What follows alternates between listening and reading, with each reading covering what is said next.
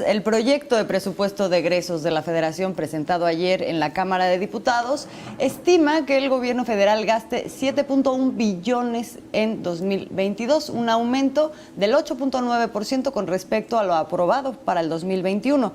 El presupuesto para el próximo año destaca que las tres dependencias con mayor aumento de recursos son turismo, bienestar y salud.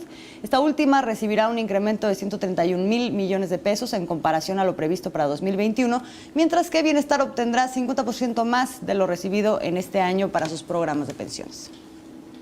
También se propone un gasto de 390,299 millones de pesos para 8 de los programas sociales del gobierno en 2022, es decir, 36% más a lo estimado para 2021. Este incremento se debe en gran parte al aumento del presupuesto de las pensiones para adultos mayores. En cuanto a recortes, las tres dependencias con más reducciones son Economía, Desarrollo Agrario y Defensa Nacional. También se presenta reducción de presupuesto en programas de mejoramiento urbano y vivienda, de reconstrucción y en Sembrando Vida. En cuanto a los órganos autónomos, en general se observa una reducción en el presupuesto de casi todos ellos. El Instituto Nacional Electoral es el que mayor reducción tendrá en el 2022 con un recorte del 11%. Sin embargo, se mantiene intacto el recurso solicitado para llevar a cabo la consulta de revocación de mandato. Y a propósito de esta reducción, el presidente aclaró que el Ejecutivo entregó el presupuesto como los organismos lo solicitaron. Será facultad del Congreso, dijo, modificar los montos.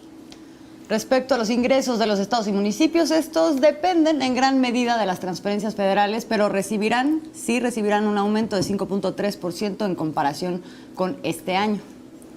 En el paquete económico 2022 que presentó Hacienda al Congreso de la Unión, la dependencia propuso la creación del régimen de confianza, que se trata de una serie de medidas de simplificación y facilitación de pago para los contribuyentes con los que se busca obtener mejores recaudatorias porque facilitaría el cumplimiento de obligaciones fiscales a cerca de 21 millones de micro y pequeños negocios que van desde emprendedores hasta estéticas, tienditas, abarrotes o salones de belleza, entre otros. La propuesta es que quienes actualmente no superen ingresos de 3.5 millones de pesos paguen entre el 1 y el 2.5% del impuesto sobre la renta. Eso sí, no van a poder hacer deducciones. Y el presidente López Obrador le pidió el visto bueno al paquete económico 2022 que catalogó de realista y equilibrado porque prioriza el financiamiento de programas sociales, obras como el Tren Maya o el aeropuerto Felipe Ángeles, así como medicamentos y vacunas. En cuanto a los pronósticos de crecimiento previstos, confió que para el próximo año se haya alcanzado al menos el 5%. Pues es muy profesional el documento que se entregó, realista, nos permite tener ingresos para financiar obras, programas, no aumenta la deuda, no aumentan impuestos, no hay gasolinazos, es un buen presupuesto. Entonces, por lo que nos corresponde a nosotros, en cuanto al presupuesto federal, es bastante equilibrado, es garantizar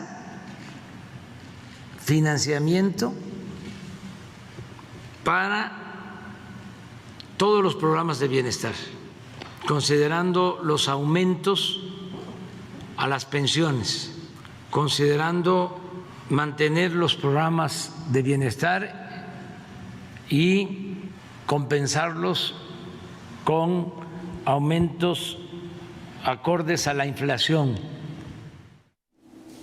Bueno, ahí están los datos, pero vamos a ver qué significan. Está con nosotros Óscar Rojas, economista, usted ya lo conoce, a quien le damos la bienvenida. Óscar, muy buenas noches. Buenas noches, Juan Azul, televidente. Qué gusto verte. Oye, gracias. A ver, bueno, primero que nada, un balance así de primera mirada de la distribución del presupuesto. ¿Qué nos está diciendo este presupuesto para el próximo año?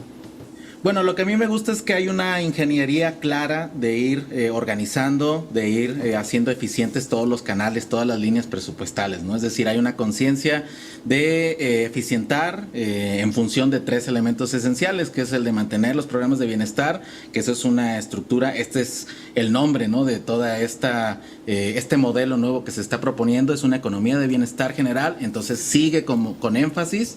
El otro es esta estabilidad macroeconómica, que es también muy importante para poder estar insertos en el mercado mundial y poder sacar el mejor provecho del mismo. Y el tercero también pues tiene que ver con esta reingeniería fiscal y con toda esta particularidad que tiene que ver con que el Estado recupera su función de inversor, y pues vemos que está muy claro que sigue adelante todos estos grandes proyectos que le quieren cambiar la cara, el rostro, la función económica al país. Sobre esto, pero también viéndolo desde una perspectiva más amplia, Óscar, en la iniciativa de ley de ingresos para 2022 está este nuevo régimen de confianza con el cual se reducirían los impuestos a pequeñas y medianas empresas. A lo que voy es, ¿cómo se logra esto? ¿Qué tiene que ver la recaudación fiscal inédita que lleva el gobierno actual y el manejo precisamente del gasto público en los años que lleva? Sí, bueno, dos cosas. Uno es que México ha estado en niveles muy bajos de recaudación históricamente. Entonces, se necesita hacer muchas cosas para evolucionar esto, y esto pasa por la interpretación de cómo hacer un mercado interno fuerte. Es decir, que la economía popular, estamos hablando de las personas, de las micro, de las medianas empresas, que puedan tener claridad en su función fiscal para que puedan tener, digamos que un desarrollo más libre, ¿no? Hay un dato por ahí donde incluso ahí en los criterios de política económica del 22 se enmarca lo siguiente: el promedio de un país de lo que se tarda en hacer todos los procesos fiscales, creo que está por ahí de 160 horas al año, y en México está por el 240, un poquito más arriba, ¿no? Entonces, se ha detectado en estos estudios que reducir, simplificar el régimen fiscal permite, pues obviamente, que liberar todos estos costos, invitar a que un país también, que este es el segundo elemento que quiero mencionar, un país que profundamente ha desarrollado el sector informal,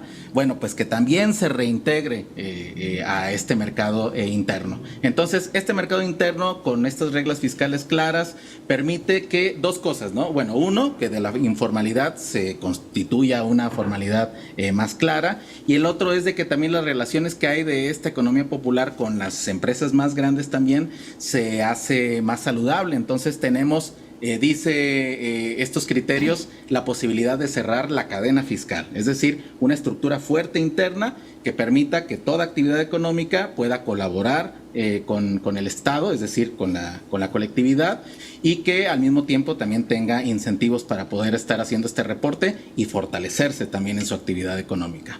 A ver, Óscar, pero entonces explícanos qué significa así en pesos y centavos, y para quien, digamos, tiene un lenguaje común y corriente, que pueda entender qué significa esta simplificación fiscal. ¿Qué significa para las personas que pagan impuestos? Sí, bueno, se tenía la cultura de las reducciones, de siempre acudir a un tercero, a un contador, que nos va a ayudar a entender toda esa complejidad. Y lo que tenemos aquí es de que ahora se va a hacer todo, se quitan creo que 5 procedimientos. Como se mencionaba hace ratito en la introducción, ya no se van a poder hacer deducciones, pero se reduce sustancialmente el factor por el cual se multiplica el monto de los ingresos brutos que van a dar los ingresos el pago de impuestos que nos corresponden. Entonces, o sea, ¿de cuánto a cuánto pasaría cuando estás hablando de reducción? Estamos hablando de una reducción de un factor, como se mencionaba, que va a pasar de 1% a 2.5, es decir, en este universo de 21 millones de unidades económicas, y esto es, por supuesto, específicamente sobre el pago del ISR, y pues creo que el monto es límite, es de 3.5 millones de pesos, si no me equivoco, para las personas físicas, y las morales de 35 millones, ¿no? Entonces, se hace hace una fuerte reducción, eso pues por supuesto depende de cada uno de los ingresos, pero ahora los factores de multiplicación son muy bajos, ahora van a estar corriendo entre el 1% y el 2.5%, y además esta gran simplificación de estos procesos. Esto obviamente que va a liberar muchísimos recursos, es decir, lo que antes se dedicaba en tiempo y dinero para asuntos fiscales. Y bueno, no quiero dejar de mencionar que también el fisco neoliberal, si lo podemos decir de esta manera, era muy agresivo con estas unidades, entonces uno estaba con miedo de cualquier cosa que pudiera pasar. Ahora están claras estas tarifas fijas, por así decirlo, y que pues nos van a permitir liberar esa energía para que se fortalezca toda este universo que hemos mencionado de 21 millones de unidades económicas. Oye, Oscar, la iniciativa incluye medidas para evitar la evasión, la defraudación. ¿En qué consisten estas medidas y cómo se van a implementar a través pues, de la nueva manera en la que se pagarán impuestos? Ya dices, sin la necesidad de contratar a un contador. Exactamente, bueno, pues se está echando mano de toda la cuestión tecnológica, ¿no? Es decir, ya ahora que están las firmas electrónicas, las facturas electrónicas y todo esto que mencionábamos hace ratito de cerrar la cadena, quiere decir que se genera casi la información en tiempo real, entonces no necesitas del acopio eventual, posterior, de todas estas información de facturas, etcétera, etcétera. Estas se están generando de inmediato, y bajo estas estructuras tecnológicas se puede de inmediato generar la línea de captura de inmediato y con eso poder hacer los pagos, ¿no? Es decir, yo creo que la perspectiva es que eventualmente básicamente siempre vamos a tener la actividad económica, al mismo tiempo se está generando la información económica, se cierra, se cruza esto, cerrando esta cadena que hemos mencionado, y pues de esa manera, cerrando la cadena, se evita que haya estas discrepancias que son pasos siempre hacia la elusión y la evasión, y por supuesto que la claridad en general, la transparencia de todo el proceso también permite que se dejen de hacer estas triquiñuelas, ¿no? que suelen acompañar a todo este asunto. Se mencionaba históricamente, ¿no?, que la evasión de impuestos podría ser considerada como deporte nacional, no más, porque ahora está un sentido de cooperación, de colaboración, de conjunto, y además lo que es importante, saber que esos impuestos van a traducirse en este proceso de desarrollo con enfoque de bienestar y enfoque social. Entonces, nada más así para resumir, si ganas menos de cierta cantidad, vas a pagar menos impuestos, no vas a poder deducir y vas a poderlo hacer más fácil.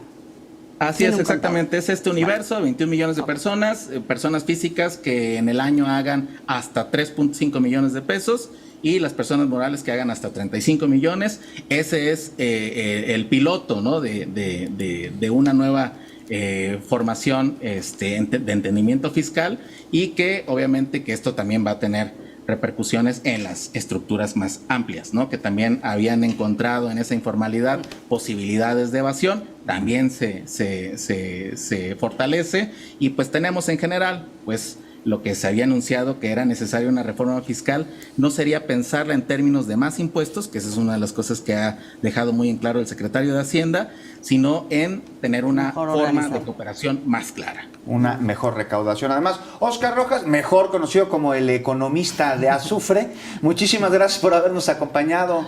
Va, un abrazote para allá. Como siempre, un placer. Abrazo, Oscar, muchas gracias.